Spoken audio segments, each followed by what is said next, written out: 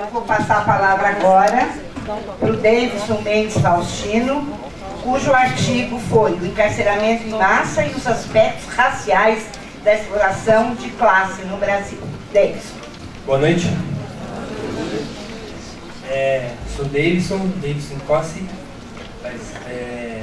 E aí eu fui convidado pela Marisa para fazer parte na época do encontro do Tribunal Popular. Opa, chegou uma faixa ali.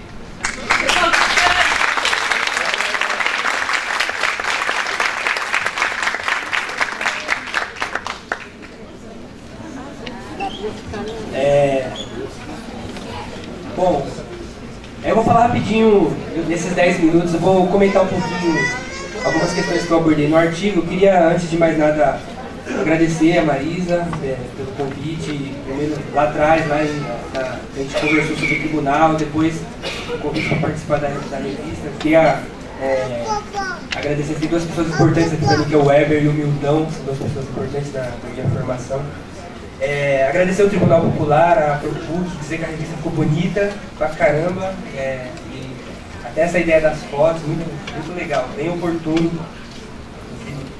Queria dizer que nesse momento aqui está acontecendo uma reunião lá na ação educativa do Fórum de Hip Hop daqui de São Paulo, que está discutindo extermínio da juventude negra, e esse é um tema para a gente dialogar, né? A gente vai falar aqui de encarceramento em massa, e são dois temas, dois problemas que se dialogam, o encarceramento em massa e as mortes, os assassinatos, e eles têm cor no Brasil, e hoje tem surgido uma série de iniciativas na tentativa de denunciar esse extermínio que é sistemático, que não é pontual. E é interessante porque a gente está num momento em que a gente poderia chamar, algumas pessoas chamam de escalada da violência, né? Os números são assustadores. Se a gente vai acompanhar os números de mortes ou de prisões, são números assustadores. E é importante tentar entender como se produzem esses números, né? Quem ganha com isso? Quem lucra? E quem perde? Né? O que está por detrás desses números? E aí é interessante, se a gente for pensar de uma forma mais pontual, o Giva, que também é uma pessoa importante que está aqui, escreveu um artigo muito interessante que ele fala que, para a gente ficar atento, que nós estamos numa época de eleição e a gente está vivendo um momento de espetacularização da violência, né? A violência passa a ser espetacular, e essa espetacularização ela tem um papel eleitoral bem escancarado, né? Todo mundo fica... A ideia é deixar todo mundo com medo, todo mundo em pânico, se todo mundo é entre aspas, porque quem fica em pânico mesmo, com essa violência que a mídia denuncia, é a elite, é a burguesia, mas em cima dessa espetacularização da violência sempre vem propostas de polícia na rua, de controle das pessoas, de mais câmeras, de mais controle, e é nesse momento, inclusive, que muita gente faz uso eleitoral desse momento. Então essas mortes, essas prisões, elas também têm, além de tudo, uma função eleitoral que a gente precisa ficar atento, né? No artigo que eu escrevi, eu tratei ali de três questões bem pontuais. A ideia era provocar uma reflexão em todo mundo que discute esse tema. E aí o tema é o encarceramento em massa e os aspectos raciais da exploração de classe. Então, a ideia do artigo é tentar entender aí a que interessa, né, do ponto de vista do capitalismo, do capital, aonde entra o racismo nisso, como se cruza, né? Qual a importância do racismo no capitalismo e por que, qual a relação que tem essas duas contradições que a nossa sociedade vive e no que entender isso ajuda a entender essas mortes, ou ajuda a entender essas prisões, né?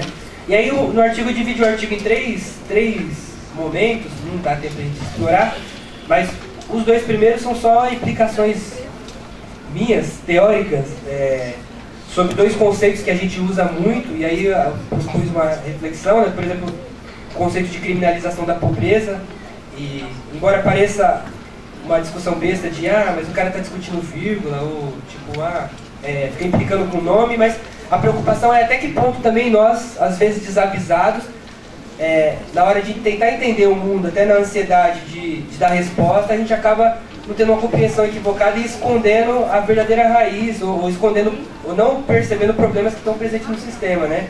Então uma questão que eu discuto no artigo é o conceito de criminalização da pobreza. E aí eu coloco, bom, a pobreza é intrínseca ao capitalismo, a pobreza é intrínseca à riqueza. Será que o que a gente vive é realmente uma criminalização da pobreza ou uma criminalização dos pobres? Ou uma criminalização daqueles pobres que atrapalham a lógica da riqueza? E aí a ideia era refletir um pouquinho sobre o conceito, mas também pensar aí o quanto que a pobreza é necessária para o sistema que a gente vive e que não interessa ao sistema criminalizar a pobreza, né? Mas interessa ao sistema manter essa pobreza, né? Esse é um ponto que não dá tempo de explorar, mas talvez no debate ou quem lê depois quiser mandar e-mail xingando, comentando, criticando, vai ser bastante enriquecedor. E um outro conceito, uma outra discussão que eu trago no artigo é a questão do Estado penal, e aí também uma preocupação, ainda no campo dos conceitos ou das ideias, porque também não dá para fazer um bolo sem saber a diferença de sal e açúcar, né? O bolo vai ficar ruim. É importante a teoria, se a gente quer pensar em transformar a sociedade. Abrir mão da teoria, inclusive, é um equívoco muito conveniente, porque a burguesia tem teoria e a gente muitas vezes engole, né? E a ideia foi trazer uma reflexão sobre o conceito também de Estado penal, porque muitas vezes, em muitos artigos que eu li sobre o tema, e aí também eu não sou especialista da discussão sobre Estado penal nem do direito, mas muitas vezes, quando vai se criticar o Estado penal, leia-se, ou entenda-se, estamos falando desse momento que a gente vive de criminalização da vida, da pena, da cadeia como solução para tudo, mas muitas vezes quando vai se criticar o Estado penal, acaba se colocando como contraponto o Estado de Direito. E aí eu quis fazer uma provocação, mas o que é o Estado de Direito, né? O que poderia vir no lugar desse Estado penal? É a democracia burguesa, capitalista? Do ponto de vista do capital, a democracia é um sistema perfeito para que o capital funcione. Aqui, em algumas situações, ela não é viável. Se a gente olhar a história do Brasil, a gente variou, a gente oscilou entre ditaduras e falsas democracias, né? Mas a questão será que no jeito que a gente está fazendo a discussão sobre o Estado penal, muitas vezes a gente não acaba ocultando a verdadeira natureza do sistema que a gente vive? Será que a solução seria, então, a democracia plena, o Estado democrático de direito? É possível isso nessa sociedade que a gente vive, dado a lógica, dado o histórico da nossa sociedade? São questões que eu trago, né? E a terceira questão, e aí eu queria falar um pouquinho disso, embora o tempo já está acabando,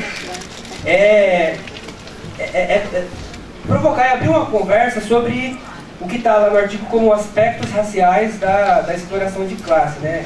E aí pensando a política do encarceramento como uma das dimensões dessa relação entre racismo e capitalismo no Brasil. E aí é interessante porque quando a gente pega o Vacan, acho que todos os artigos alguém cita o Vacan dessa revista, porque é um cara fundamental para essa discussão, porque ele vai olhar para os presídios dos Estados Unidos e vai ver que vai aumentar de uma forma muito gigante, de uma forma imensa, o número de presos, justamente no momento em que os Estados Unidos começa a diminuir as políticas sociais, né? Então ele fala, opa, na hora que diminui as políticas sociais é a hora que aumenta as prisões. E aí ele vai tentar entender as relações entre essa inversão. E aí uma coisa que ele traz nos estudos deles que é interessante é que o número de presos aumenta de uma forma gigantesca, mas esses presos são, lá nos Estados Unidos, negros e hispânicos, negros e imigrantes hispânicos.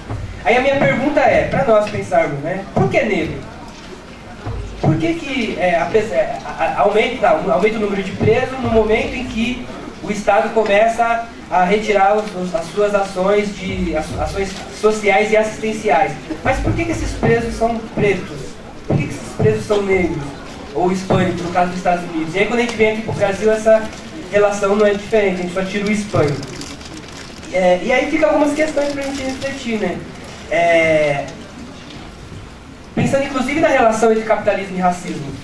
E tem algumas questões em aberto que a gente não tem se questionado nessa relação. Por exemplo, não sei se vocês já pararam para pensar, mas o racismo científico, conceito de raça, essa coisa toda, surge no século XIX, no final do século XIX. Mas esse é justamente o momento em que a escravidão já não é mais tão necessária para o sistema capitalista. Por que o racismo científico surge justamente no momento em que a escravidão já está começando a ser descartada pelos grandes centros capitalistas? São questões para a gente pensar que acho que pode ajudar nessa reflexão, né? Por outro lado, olhar para o capital,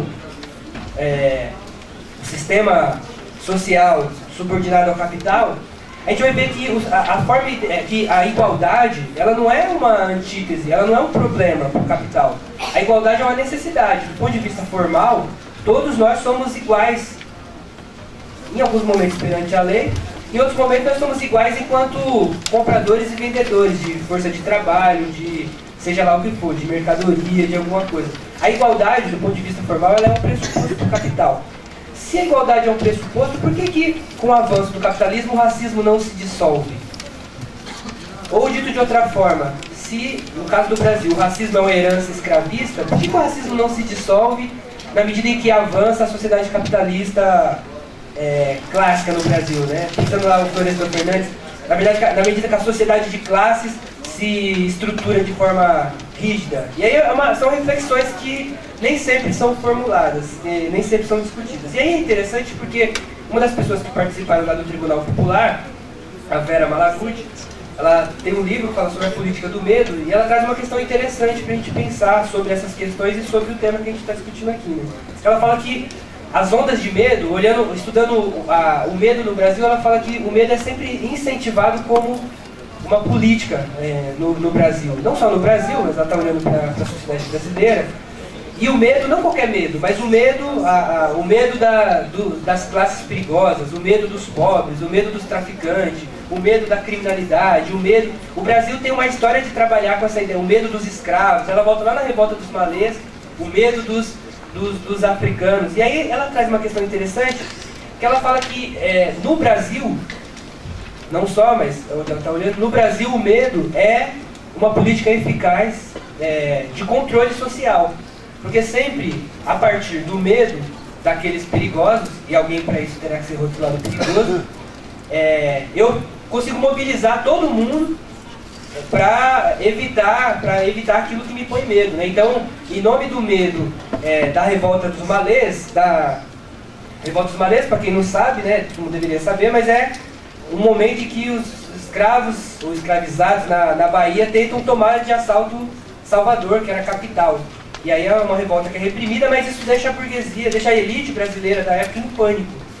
E aí ela fala que o medo sempre ajuda a mobilizar toda a sociedade, inclusive os explorados, para políticas de controle, políticas extremamente fortes de controle, né? E essa é uma política que ela está olhando lá para trás, mas que está muito presente agora, sempre o incentivo ao medo. Então sempre você precisa ter um bode expiatório para que todo mundo concorde em ter câmera em cada esquina, para que todo mundo concorde em ser revistado a qualquer momento e a gente achar que é para nossa segurança, para que todo mundo concorde, para que todo mundo fique aliviado quando aparece lá a polícia no helicóptero atirando nos caras fugindo lá no morro lá do Rio de Janeiro. Todo mundo fica, nossa, que bom. Ou na época do PCC, não sei se vocês lembram, mas a gente não pode esquecer que quando morria um gambé, um polícia, um coxinha, o jornal ele dizia, morreu um policial ou um cidadão de bem. Quando morria qualquer um que não era um polícia, eles diziam, morria um suspeito. Só que o tom da fala era, morre mais um cidadão de bem.